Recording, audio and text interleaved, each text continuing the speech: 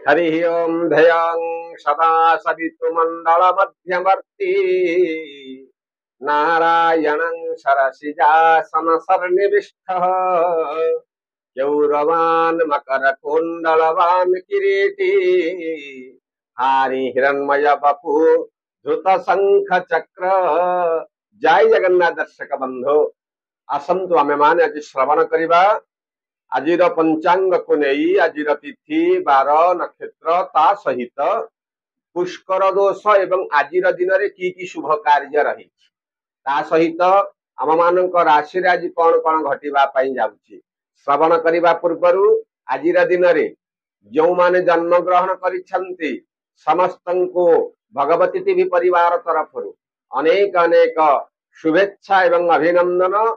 महाप्रभु जगन्नाथ आपणकर चला पथ को कुसुमित करंतु। ताले आज हेउछि आश्विन मास कृष्ण पक्ष दशमी तिथि दिन गोटाए 21 मिनिट पर्यंत भोग होई तापर आज एकादशी तिथि आज भोग हेउछि। तेणु आज तारीख 27/9/2024 मसीहा आज शुक्रवार रही। तेणु जदि आमे मान आज सूर्य उदय देखा ताले प्रातः 5 घंटा 37 मिनिट 46 सेकेंड रे भगवान सूर्य नारायण आज उदय होई संध्या 5 घंटा 36 मिनिट 44 सेकेंड रे भगवान सूर्य नारायण आज अस्त होउछंती। जदि आमे मान आज आज्ञा चंद्र दर्शन करिबा ताले रात्र गोटाए 48 रु बड़ी भोर भितरे आमे माने आज चंद्र आज दर्शन करि परिबा।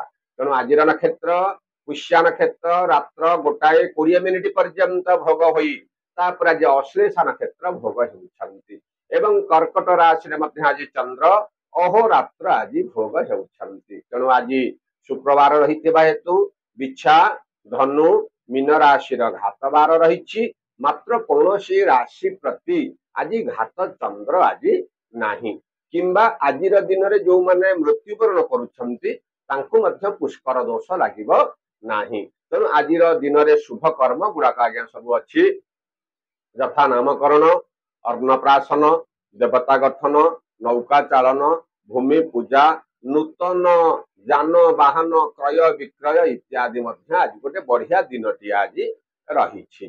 तेणु जो मैंने आज आज्ञा श्राद्ध करेंगे से आज दशमी एकदिष्ट एवं पार्वण श्राद्ध करेंगे एवं अपर पक्षर मध्य आज दशमी से आज श्राद्ध करें। तेणु आज आम मान कलम्बी शाग दिन गोटाए 21 मिनिट पर्यंत खाइबा मना करा जाइछि। दिन गोटाए 21 पर शिंब खाइबा आमको आज मना करा जाइछि। यदि आमे आज राहु काल देखिबा ताले दिन 10टा 6 रु 11टा 36 मिनिट पर्यंत आज गोटे राहु काल भोग होछि। यदि काल बेला यदि देखुचे ताले दिन 8टा 37 रु 11टा 35 मिनिट पर्यंत आज मध्य गोटे काल बेला आज भोग हेबा पाई रही। आज्ञा आज दिन तो भल भल शुभ कार्य गुड़ाक अच्छी ताले शुभ कार्य करवा केतबले ना अमृत बेला देखी आमे आज शुभ कार्य करवा। अमृत बेला रोच केतबले ना दिन 10टा 37 रु 11टा 59 मिनिट पर्यंत आज गोटे आज आपण को अमृत बेला भोग हेउची। आहुरी जदि अमृत बेला आवश्यक रही ताले दिन गोटाए 34 रु 3टा 56 मिनिट पर्यंत आज मध्य गोटे अमृत बेला भोग हेबा पाई जाऊ अच्छी। तेणु महेन्द्र बेला जदि आज आमे देखुचे ताले दिन 3टा 57 रु 5टा 31 मिनिट पर्यंत आज गोटे महेन्द्र बेला भोग हेबो। जदि आमे मध्य रात्रि महेन्द्र बेला देखिबा ताले 12टा 48 रु गोटाए 37 मिनिट पर्यंत आज गोटे महेन्द्र बेला आज भोग हेबा पाई रही। तेणु जदि आमे मान आज मेष राशि आज्ञा देखिबा चतुर्थ चंद्र मेष राशि प्रति भोग होउछि। आज कौनसी कार्य रे आज आपन को उत्तेजना आज लगी रही जहां नहीं मनटा आज टिके अशांतिर भाव रहिबा। आय अपेक्षा व्ययर परिमाण वृद्धि घटिब। निजर लोक मानक पाखु आज विरोधर सम्मुखीन हेबाक आपन को परिपारे। तेणु आज सतर्क रुहंतु। विभिन्न प्रकार कार्यर भार नहीं आपन आज अप्रस्तुत ही परिवार गोटे जोग आपन को रही।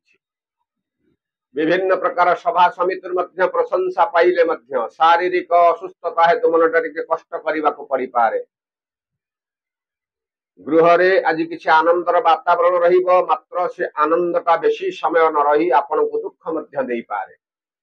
ସତର୍କ ରହିବେ। ବାହାରକୁ ଯାତ୍ରା କଲା ବେଳେ ଆଜି ଟିକେ ଦେଖି ଚାହିଁ ଯାତ୍ରା କରନ୍ତୁ, ନହେଲେ ଅସୁବିଧାର ସମ୍ମୁଖୀନ ହେବାକୁ ପଡିପାରେ। ତେଣୁ ମନକୁ ଭାରାକ୍ରାନ୍ତ ନ କରି ଯଦି ଆମେମାନେ ମହାପ୍ରଭୁ ଜଗନ୍ନାଥଙ୍କ ଉପରେ ସମ୍ପୂର୍ଣ୍ଣ ଭରସା ରଖି ଆମେ ଆମର ସମସ୍ତ ପ୍ରକାର କାର୍ଯ୍ୟ ଆଜି ଆରମ୍ଭ କରିବା, ଆପଣ ଦେଖିବେ କୌଣସି ପ୍ରକାର ବିପଦ ଆମକୁ ଆସି ସ୍ପର୍ଶ କରିପାରିବ ନାହିଁ। ତେଣୁ ବୃଷ ରାଶି ଆଜ୍ଞା ତୃତୀୟ ଚନ୍ଦ୍ର ବହୁତ ଦିନରୁ ଲାଗି ରହିଥିବା ଶାରୀରିକ ଅସୁସ୍ଥତା ଆଜି ସୁସ୍ଥତାରେ ପରିପୂର୍ଣ୍ଣ ହେବ, ଅର୍ଥାତ୍ ଆଜି ସ୍ୱାସ୍ଥ୍ୟରେ ଉନ୍ନତିର ଗୋଟେ ଯୋଗ ଆପଣଙ୍କୁ ରହିଛି। ବିଭିନ୍ନ ପ୍ରକାର କାର୍ଯ୍ୟର ଭାର ନେଇ ଆପଣ ଆଜି ବିଜୟ ଅନୁଭବ କରିବେ। ବାହାରକୁ ମଧ୍ୟ ଯାତ୍ରା କରିବାକୁ ପଡିପାରେ, ନିଜର ଲୋକମାନେ ପାଖରୁ ଦୂରେଇ ଯିବାରୁ କେତେକାଂଶରେ ମନଟା ଆଜି ଆଜ୍ଞା କଷ୍ଟ ଅନୁଭବ କରିବେ। ଏବଂ ହେଉଥିବା କାର୍ଯ୍ୟ ଯୋଉ ଆପଣ କିଛି ଅଟକି ଯାଉଥିଲା ସେ କାର୍ଯ୍ୟ ଆଜି ସମ୍ପୂର୍ଣ୍ଣ ରୂପରେ ସମାଧାନ ହେଇଯାଇପାରେ। ଏବଂ ଆପଣଙ୍କର ସାହି ପଡିଶା ମାନଙ୍କ ସହିତ ଯୋଉ ବହୁତ ଦିନ ଲାଗି ରହିଥିବା ଯୋଉ ବାଦ ବିବାଦ ଗୁଡାକ ସେ ମଧ୍ୟ ଆଜି ତୁଟି ଆପଣଙ୍କୁ ଆଜି ଖୁସି ପ୍ରଦାନ କରିବ। ଯତ କିଞ୍ଚିତ ଧନ ଲାଭର ଗୋଟେ ଯୋଗ ରହିଛି।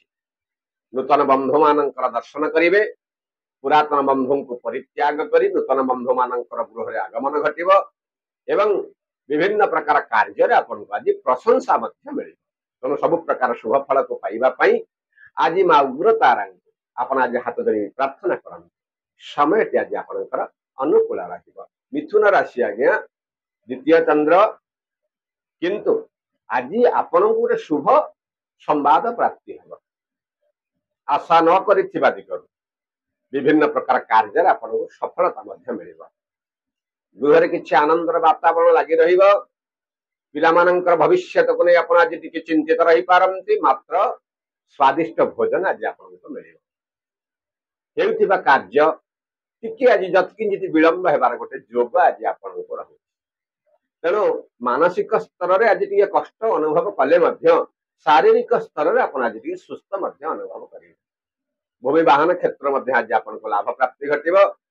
ଗୃହକୁ କିଛି ସାଜସଜା ପାଇଁ ମଧ୍ୟ ଆଜି ସରଞ୍ଜାମ କିଛି ଆପଣଙ୍କୁ ଆଜି କ୍ରୟ କରିବାକୁ ପଡିପାରେ, ଯାହା ଦ୍ୱାରା କି ଧନ ଆଜ୍ଞା ଖର୍ଚ୍ଚ ହବ। ଏବଂ ବିଭିନ୍ନ ପ୍ରକାର କାର୍ଯ୍ୟର ଭାର ଆପଣ ଆଜି ମୁଣ୍ଡକୁ ନେଇପାରନ୍ତି ବା ତା ଦେହରେ ଆଜି ଆପଣ ବିଜୟ ଅନୁଭବ କରିବେ। ତେଣୁ ସବୁ ପ୍ରକାର ଶୁଭ ଫଳ ପାଇବା ପାଇଁ ଆଜି ମା ଭଗବତୀ ମହାଲକ୍ଷ୍ମୀଙ୍କୁ ଆପଣ ହାତ ଧରି ପ୍ରାର୍ଥନା କରନ୍ତୁ। ସମୟଟି ଆଜି ଆପଣଙ୍କର ଅନୁକୂଳ ରହିବ। କର୍କଟ ରାଶି ଆଜ୍ଞା ଜନ୍ମଚନ୍ଦ୍ର, ଆଜି ଆପଣଙ୍କୁ ସଫଳତା ଗୋଟେ କୌଣସି ପ୍ରକାର କାର୍ଯ୍ୟରେ ଆଜି ଆପଣଙ୍କୁ ସଫଳତା ମିଳିବ। ଏ ଯୋଉ ବହୁତ ଦିନ ହେଲାଣି ପ୍ରତ୍ୟେକ କାର୍ଯ୍ୟରେ ଆପଣଙ୍କର କିଛି ନା କିଛି ବାଧା ଆସୁଥିଲା, ସେ ବାଧା ଗୁଡାକ ଦୂରେଇ ଯାଇ ଆପଣଙ୍କୁ ଆଜି ସଫଳତା ମିଳିବ।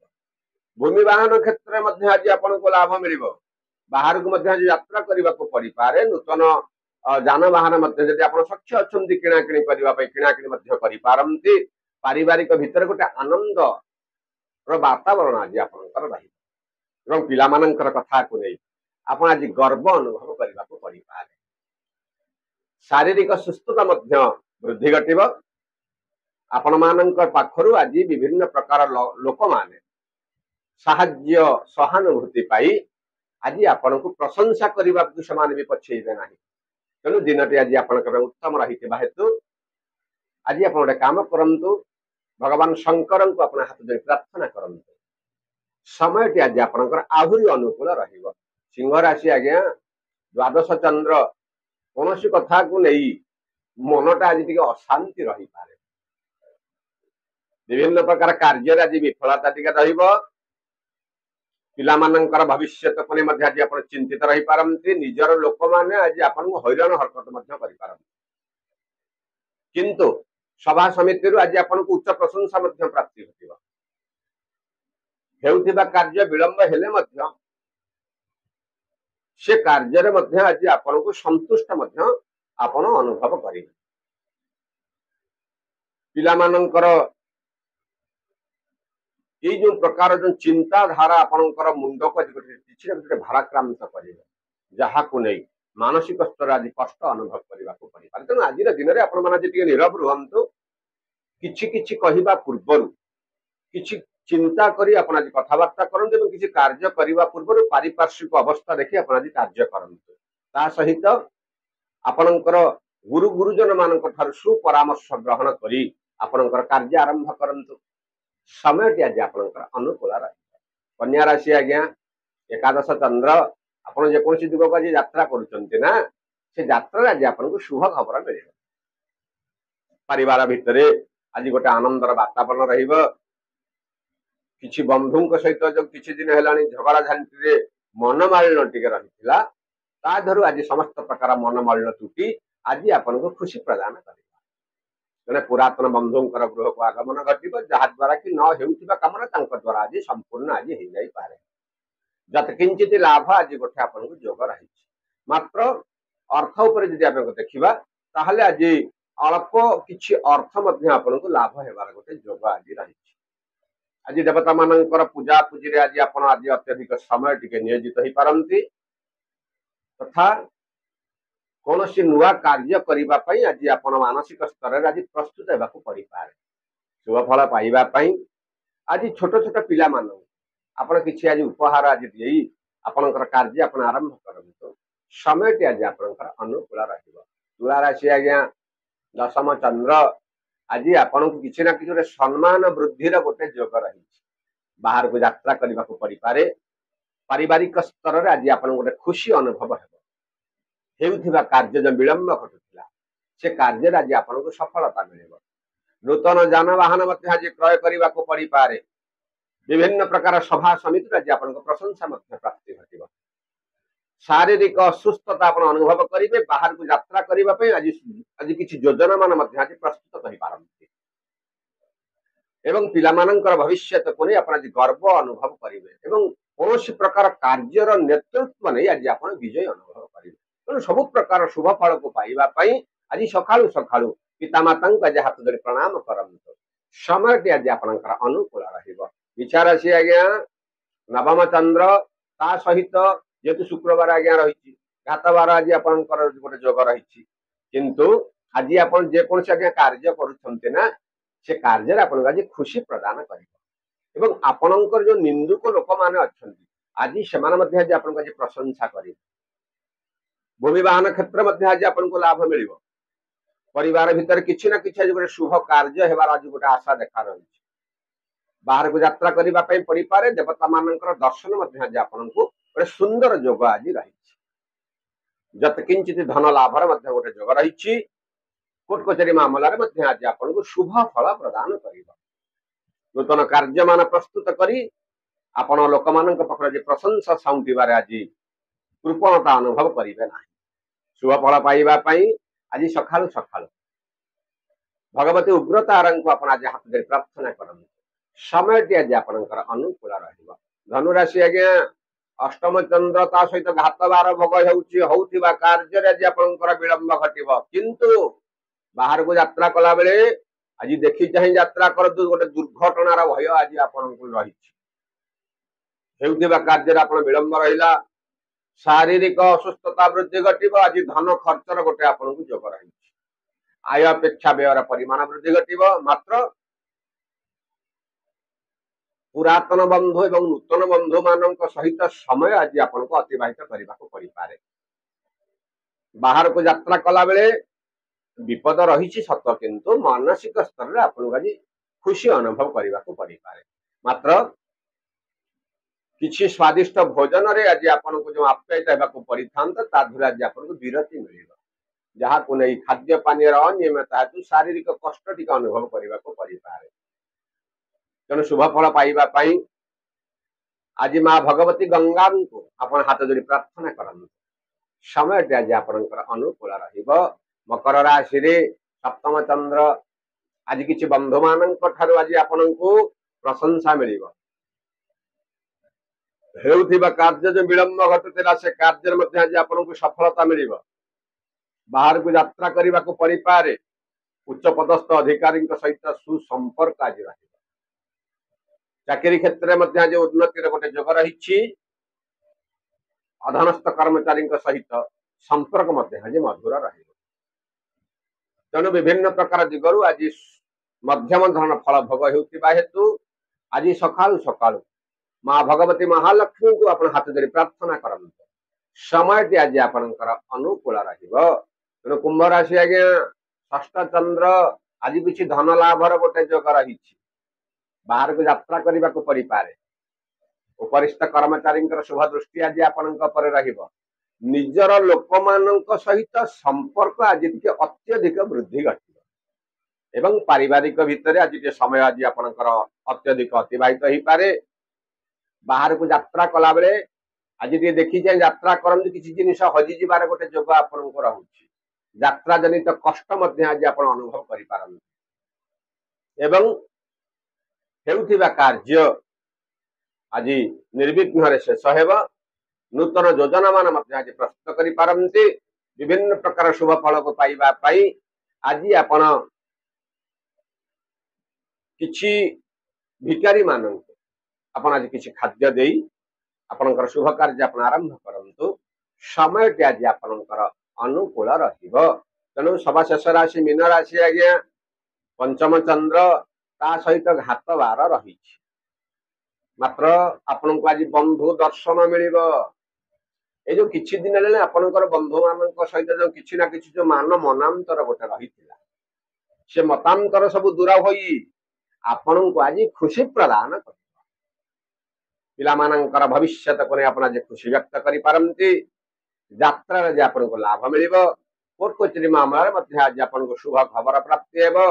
विभिन्न प्रकार उपाय आज आपन को उच्च प्रशंसा मान मिलिबार गोटे जोग रही गृह रे किछि शुभ कार्य आशा आज उज्जीवित रहिबो। पारिवारिक भितर जो वयोज्येष्ठ व्यक्ति शारीरिक किछि दिन हेलानी खराब रहुथिला आज ताधर मुक्ति आपण पाई पारनी मात्र कौन जिनिस आज आपणकर नष्ट हेबार गोटे जोग रही। तेणु देखी चाहिए आज टे कार्य करंतु ता सहित गोमाता आज किसी सेवा करंतु समय आज आपणकर अनुकूल रहिबा। तेणु एही हेउछि आज्ञा मेष राशि थारे मीन राशि पर्यंत आज राशिफल। जदि आपको भल लगुच गोटे लाइक करंतु गोटे सुंदर सुंदर कमेंट मध्य दियंतु एवं आम चैनल को जदि आप नुआ आछंती गोटे सब्सक्राइब करी पाखरे थिबा बेल आइकन चिपि दियंतु ता सहित जय जगन्नाथ लिखि आम मान को उत्साहित करंतु। जय जगन्नाथ।